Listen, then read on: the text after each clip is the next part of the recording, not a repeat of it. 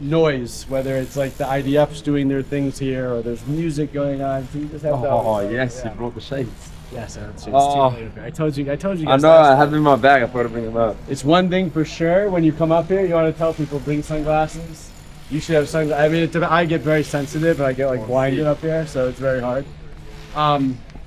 Okay, so the truth is we didn't really need to come back up here. It's fun to be up here, so you can part of the experience. So last time we really talked about the history of this place and the idea that the reason why the temple was built here was not because of physical reasons, not because of any strategic reasons, right? And even though the architectural design of the temple was something unbelievable and people came from all over, but the real attraction was on the spiritual side, right? We talked about some of the miracles and some of the things that were happening here on a regular basis.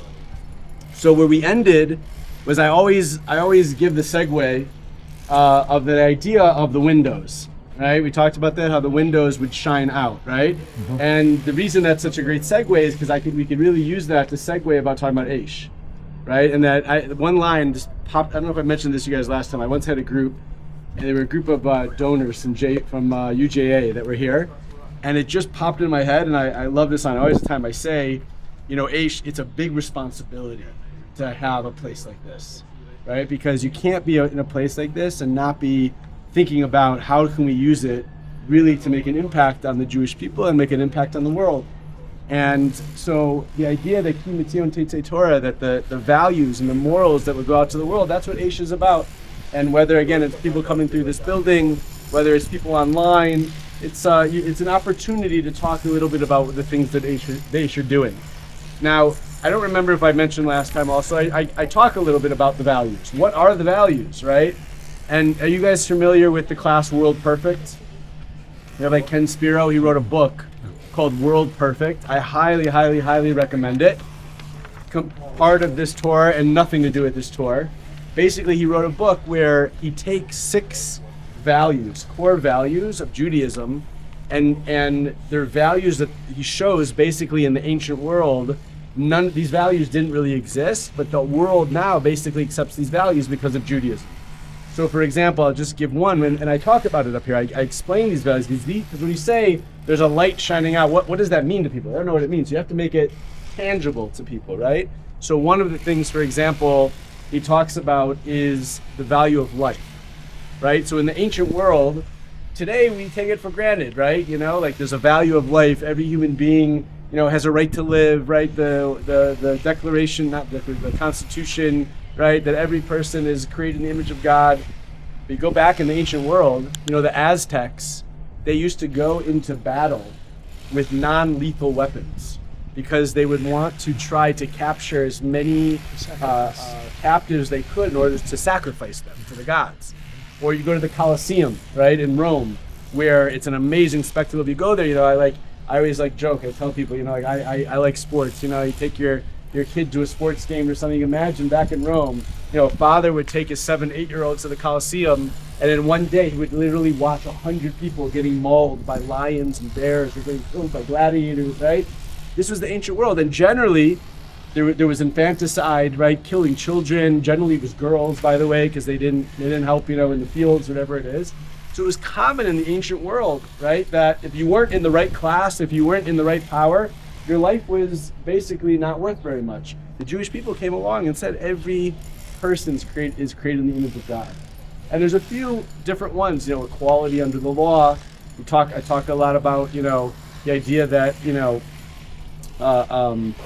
people think equality and these things or people's rights is a lot of it, or democracy came from the Greeks.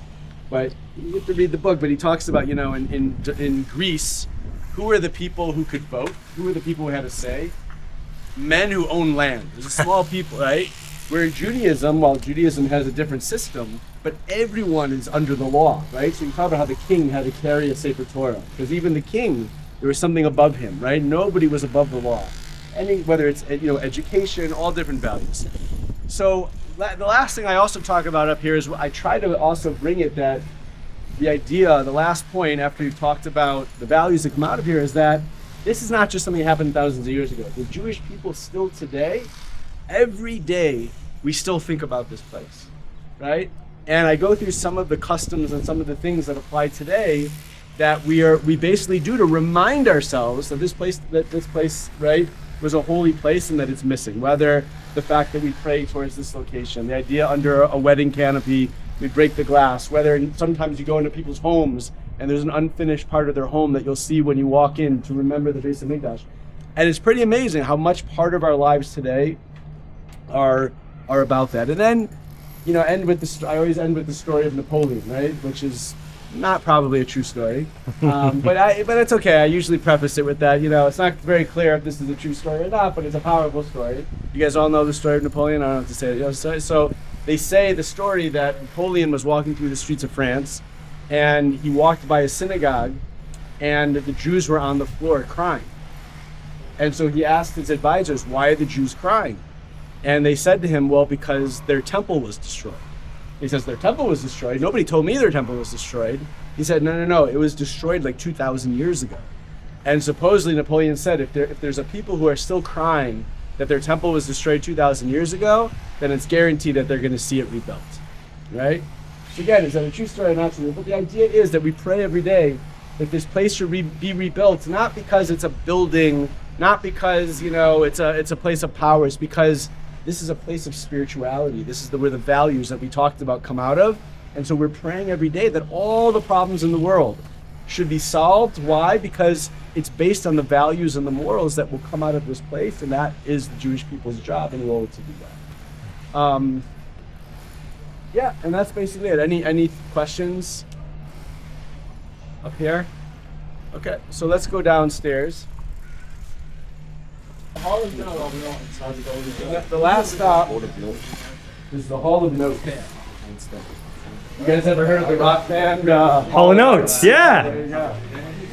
You guys make a nice joke about that. Usually with yeshiva guys, they don't get it. But, okay. Jordan's? So now, guys, now we can decide if we're taking the elevator. Is that the first floor? So if it's a small group, if it's a small group,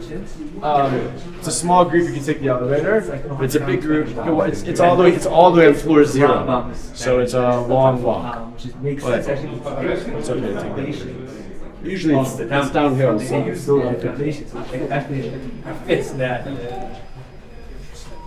Fits that. So usually what I'll encourage groups to do, you'll see, because we're going down to floor 0 now, and this is the last stop, is called the Hall of Notes, where we talk about, it's called the Hall of Notes, you'll see when we walk in, because everyone has an opportunity to write a note before they go to the hotel. And there's the door on floor 0 that goes out. So not every group works out that way, but I usually encourage groups, come here before you go to the hotel, because then we'll give you like background, but it will help you be prepared to go there, and you can write notes, and then they go out. Not all groups do that, but it's a nice sort of ending. Then they go right out to the hotel with their notes. Regardless if they went to the hotel before or after, you'll let them out by then. So hopefully, usually sometimes there's a guard there. If there's not, then you have to schedule it before to make sure you have a key to let people out.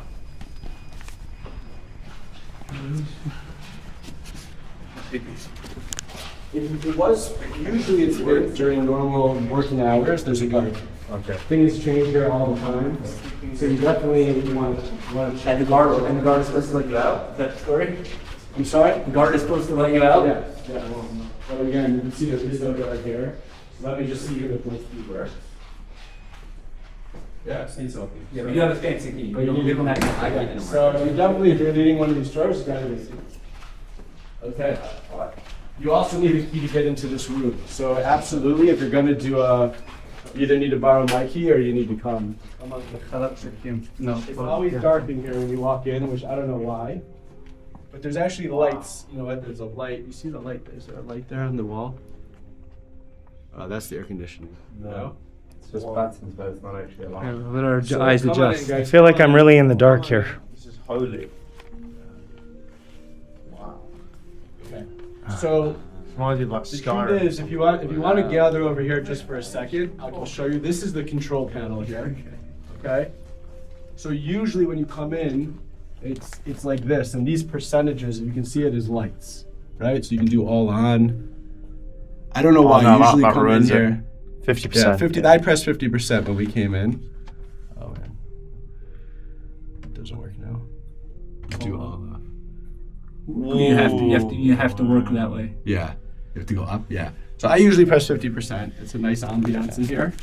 Good And you can vibes. see they padded the walls. It's supposed to be nice, Acoustics. Sound in here. And close the door.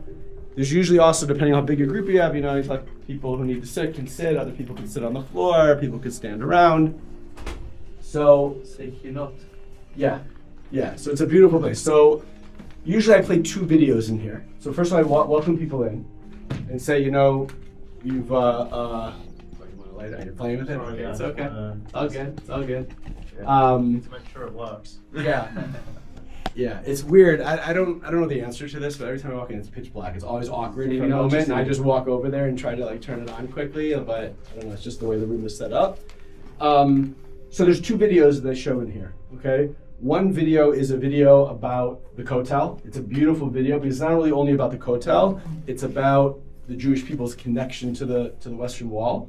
Little bit, some repetitive things of what we talk about upstairs, but different and a very emotional ending. And so I usually just speak for a minute, welcome people in, say, okay, you know, this is our room of the Hall of Notes. You're about to go out to the Western Wall. You're going to have a chance in a minute to even write a note. But before we go out there, I'm just going to show you a video about the power of the Western Wall. You guys want to see it? How long is it? 4 minutes, 5 minutes? Yeah. Let's watch it. Put it on. So there's another button here that says player. And there's a video here called Heart, English. That's the one that it's called, Heart. They have it in Hebrew? They do have it in Hebrew.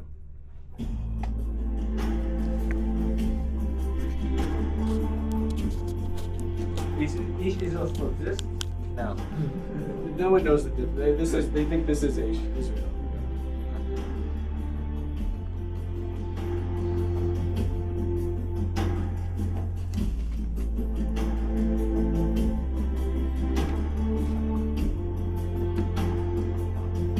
המשמעות של הקודש זה שכאן יושב השכינה. A place where everyone can come and, unite.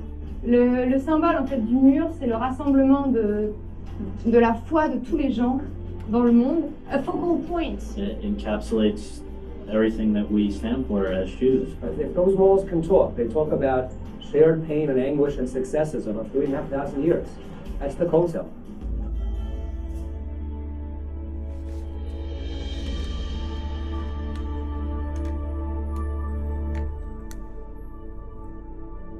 In the place where Abraham and Isaac walked, where Jacob dreamed of the angels on the ladder, where Judaism says the physical world and spiritual world meet, the people of Israel, under the leadership of King Solomon, built Jerusalem and the temple.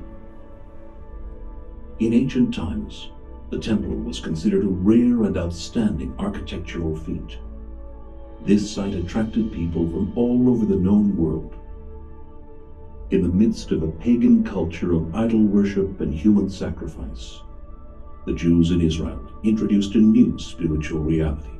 The temple stood for justice, honesty, brotherhood, loving kindness, and forgiveness.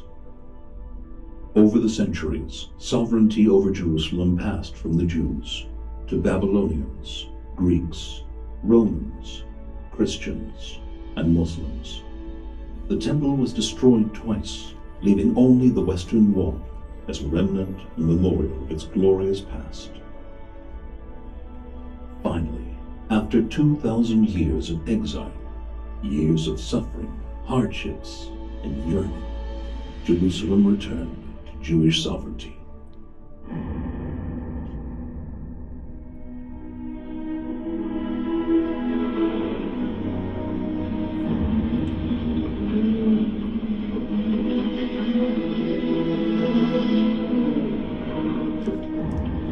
אני עומד ברגע זה אני עומד במדרגות אל הכותל.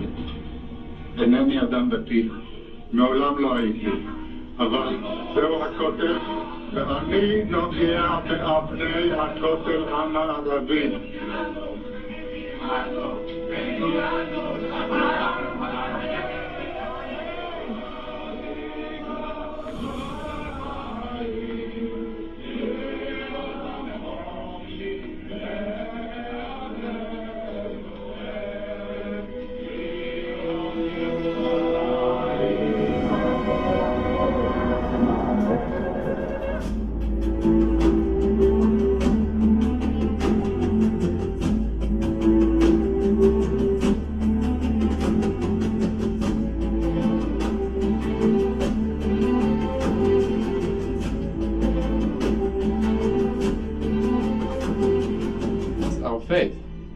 we live in, this land that everyone has been waiting so long for. Formons une chaîne, chaque juif est un maillon, et ensemble on peut faire quelque chose. יום שישי היינו שבת פה בהר הזיתים עם גדוד של צוערים מבה"ד 1 בית ספר לקצינים של צה"ל, וביום שישי ככה שעות אחר הצהריים מאוחרות ירדנו לקראת שבת לכותל, לקבלת שבת, קצת ריקוד, עשינו מעגל ענק על כל הרחבה, 284 צוערים, מפקצים, מ"פים, כל הגדוד, רוקדים ככה עם ישראל חי, מעגל ענק ענק, אז מתקבצים פנימה, עוד ככה כמה שירים, שבחי ירושלים, כל העולם כולו, שרים, 20 דקות רוקדים, ואז ככה מי שרצה נשאר לתפילה, מי שרצה הלך לסיור. זה שבת שעשינו סיכום של כל השבת. קמו צוערים, סיכמו כל אחד מהזווית שלו. כמעט אחרון קם צוער, אמר, שבוע טוב, לי קוראים עווד, אני דרוזי מכפר ירכא שבגליל, עם גדוד חרב. ואני, שאלו אותי כל הזמן אחר מהצוות, איך אתה מרגיש פה שבת של יהודים, בכל זאת, ירושלים, מה? ולא עניתי לכם. עכשיו אני אענה לכם. פה לפני כולם. זה היה השבת הכי מדהימה בחיים שלי. אבל הרגע הכי מדהים בשבת היה לראות אתכם רוקדים בכותל. אמרתי, הסתכלתי. חילונים, ספרדים, אשכנזים, עולים חדשים, ותיקים, ימין, שמאל, חרדים שהצטרפו למעגל ככה מהמתפללים. פתאום הבנתי, מה סוד הכוח שלכם? שאתם ביחד, אף אחד לא תוכל. ואת הכוח הזה אתם מקים מפה. ירושלים, מהכותל.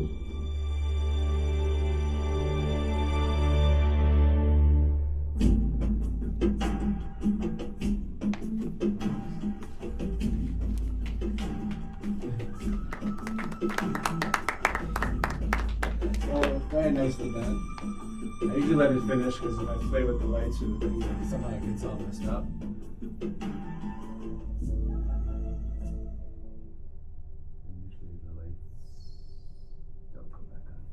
They do. Okay. And I do believe, by the way, they have it in Hebrew. Someone asked. I could check on that, but I think they do.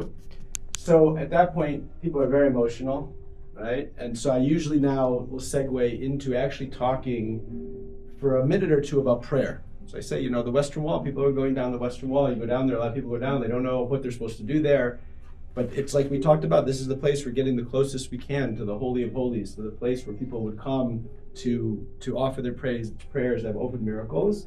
And so it's an opportunity to really go down and to pray. And so I say, I just want to share one idea about prayer. And you can come up, there's different ideas you can come up with. I like to share the idea, which is actually any of you guys who are in the afternoon, the 3:10 series that we just did and what I was talking about, or you guys heard it because I taught this with the Kollel guys, is I like to talk about the idea that God doesn't need our prayers, right?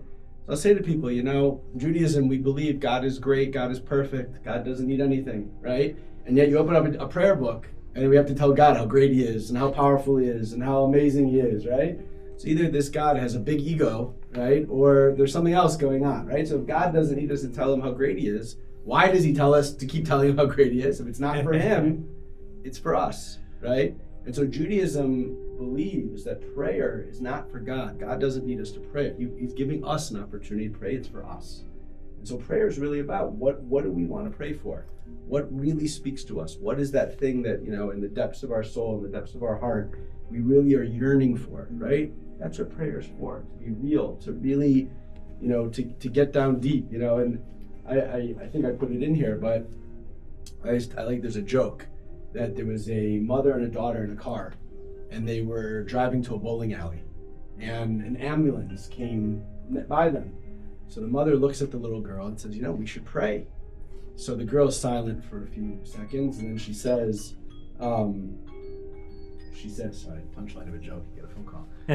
She says to her mother, she says out loud, God, please make it so the ambulance doesn't block the bowling alley, right?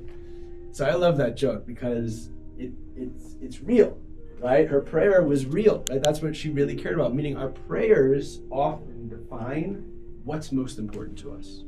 And so there's an opportunity for us to pray.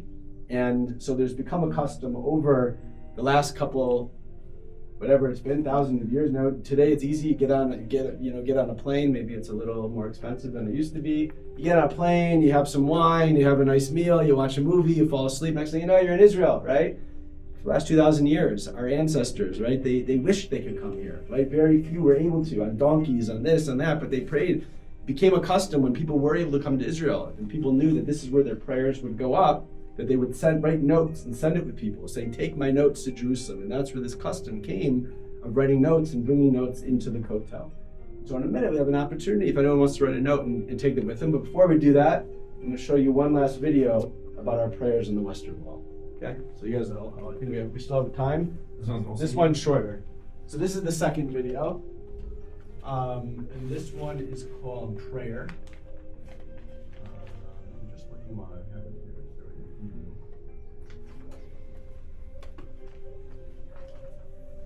They definitely do have prayer here in other languages. I'm not sure if the first one. Oh yeah, they do have it in hard Hebrew. They do have it. Okay, so press the prayer. This is a shorter one.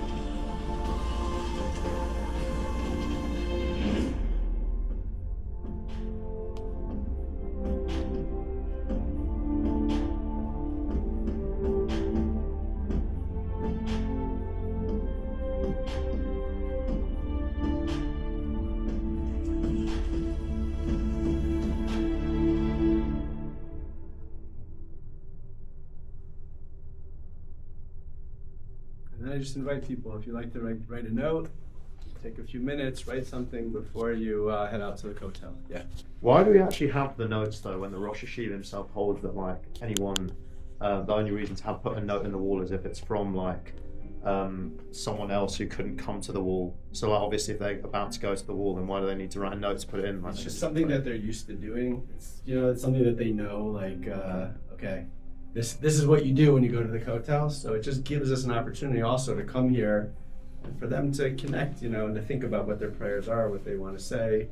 You're right. Does it matter if they write it on or not? No, they can write it and they can pray. And do you reckon it's worth telling them? Like you don't need to write anything. Like you can just go and say your words. If someone doesn't want to write, you can say, yeah, of course you could. Yeah. But for some people, speaking is hard for them. Writing is much easier. Yeah, that's also true. And you see, there's some people who don't want to write, and yeah, you could say that. You say, listen, you don't have to write anything. You just go and pray from your heart. That's what it's about. So hopefully, I've been trying for about 6 months to get a pamphlet, just like a simple pamphlet we can give people when they come to the building. I still haven't been successful in getting that. I'm still working on it, so hopefully that would be something at the end. You thank people, thank you for coming. The pamphlet would have opportunities for them to stay involved with Aish, whether it's online. They can link where there's like branches around the world, so depending where they're from, they can go find something local, telling them about essentials classes, which is always a good thing to tell people if they're inspired and they're like, oh, you're here for a few more days? From 11 to 2 every day, we have essentials classes, Rav Dober, Rav Gav, you can come. So that's a good thing to try to pitch a little bit while they're here. And then, just walk them out the door and thank them, and that's it. Any questions? Yeah, we got questions about going on to the Harvey. Yeah, some people ask, are we allowed to go up there? Yeah, how do you respond? So I usually say, which is probably there's different opinions. I said the main opinion is that I explained the reason why we can't. I said, first of all, there's political issues, there's always been. But if you put that aside, Judaism says that you couldn't go up into the temple unless a person was spiritually pure. And we believe that the holiness of the temple still exists, even though it was destroyed. And to become spiritually pure, we're not able to fully do that today. So many religious Jews will not go up there because of that.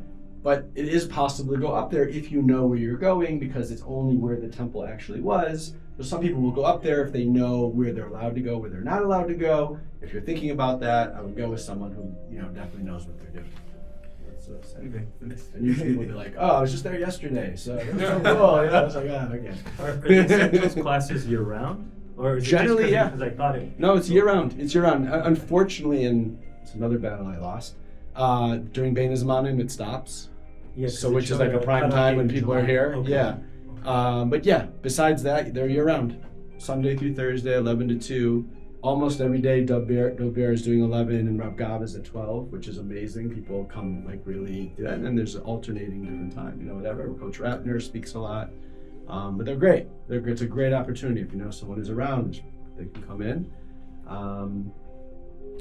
So I was thinking about next steps, which, if people have ideas, I'm open to hearing it. I think, listen, the number one is to practice. So go through the script. You could practice on each other. You could practice, on grab a couple, a guy or two in the base medrash and say, hey, they probably never been here before. You can come ask me, I'll give you my key, you can get a key, whatever. But practice, you got to practice a few times. And then maybe the other thing I was thinking is if I get asked to do them, which I do often, I probably can't do a few, but maybe one or two guys at a time. If you want to shadow, come watch, do it, in front of other people. And then we could, if anyone's up for it and wants to actually do the tour, for others, and I'm happy to join. And it takes a few times practicing, and then we can get you in the circuit. So I think if you're interested in doing that, come speak to me. I think there's actually, I think this was a makeup session because something else because Rosh Hashiva was not here. I think we actually have a third session of this scheduled. So either, I thought it would take 2, which it basically did to do 2, but we could use that if anyone wants to practice. Maybe, grab someone else to take. You guys can all do your individual tours or something up there. I could be there to answer any questions. But it just takes practice. It's not so hard. You don't have to worry. You don't get every point in, whatever it is. There's the main things that we want to get across to people, and I think you get that. And the test. Should we do a test? Yeah. Yeah?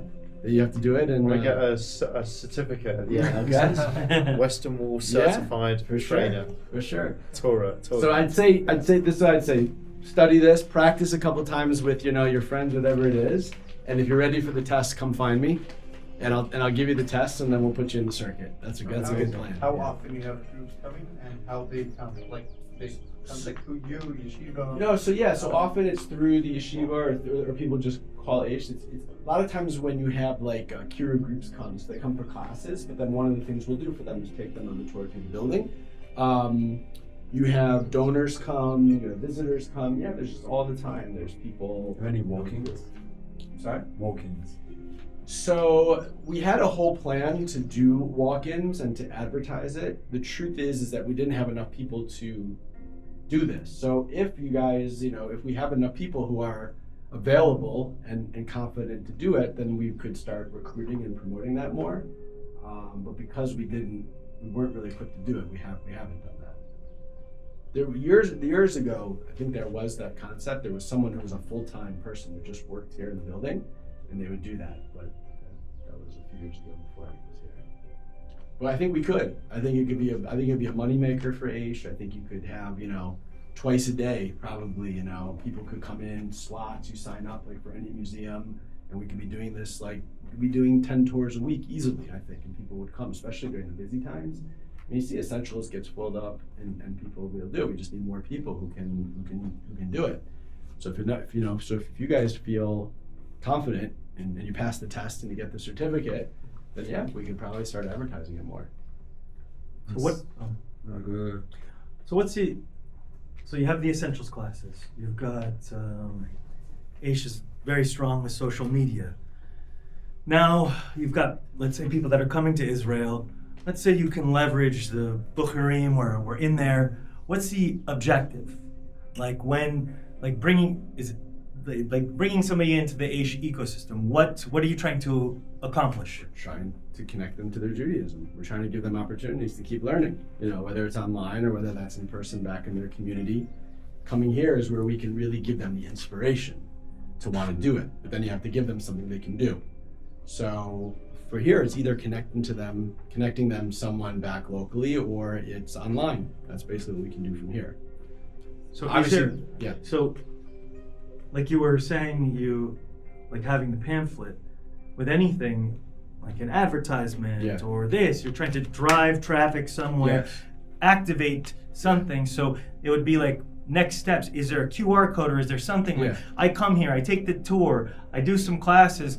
What are the next steps for me? How can I continue my journey? What's next for me? HU app. It could be, yeah. That's for some people. But if you're older, that might not. But because this is all. Yeah. I guess I'd want to know, because this is part of a bigger thing. Get involved. So how phones. Yeah, that's a good point. Yeah. So I guess I'm not so familiar with, does Aish offer online classes, and do they have that? And is there a way to or is there the library of videos? Like I'm an interested guy. I do the tour. I take some classes. Right. But what's the next step for me? I live in Detroit. There's not an Aish. Right. This app. Yeah. Good.